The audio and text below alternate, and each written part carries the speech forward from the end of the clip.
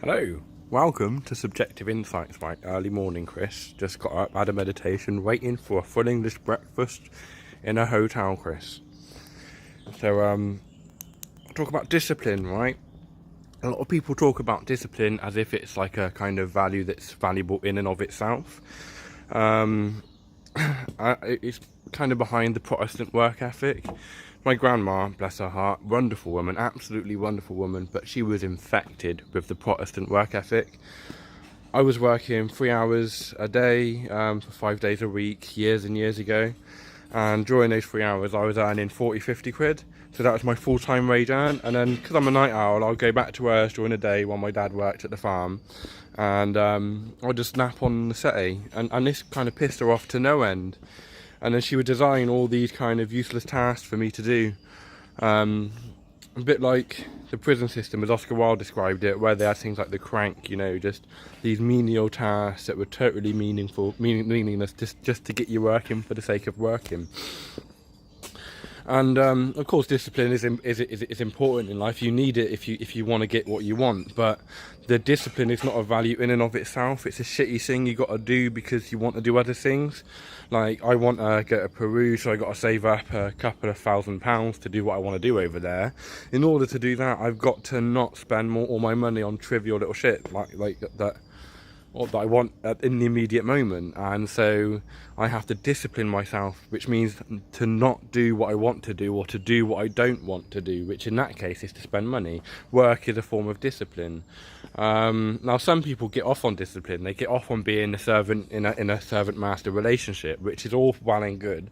But these people that espouse discipline as a value in and of itself are trying to push their particular kink on everybody else, which is just wrong. Well, it's not wrong, I just don't like it, and I'll stop you from doing it to me, and try and stop you from doing it to others, simply because I can. And I'll band up with other people if I can, and use our collective might to stop you doing it, just as we do with murder and theft.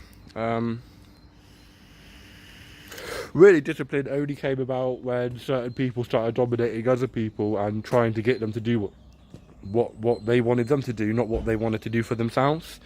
And so it could have been like somebody's trying to get you to do something for them, or trying to get you to do something, and you don't do it or don't want to do it, and they go, "Oh, you lack discipline."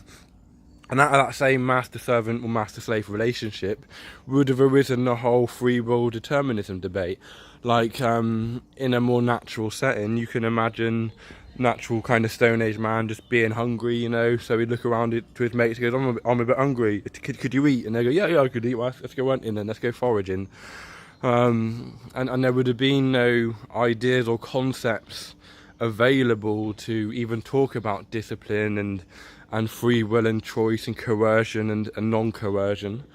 And then out of that kind of relationship, that social phenomena that occurred then, where people were being dominated by other people having to discipline themselves, they would have had the concept available to them of non-coerced action, i.e. just sat there doing what you want to do, and nobody's there trying to get you to do otherwise, forcing you to do otherwise. So like the libertarian definition of free will, like non-constrained action, isn't really a description or applicable to the acts of choices you make and the whole determinist free will debate. It's applicable to if your action's non-constrained, then there's nobody stopping you doing what you want to do. Of course, reality will bring in certain forms of discipline, and that's just what reality does. There's physical laws and physical rules which don't enable you to do things and enable you to do others. Goodbye.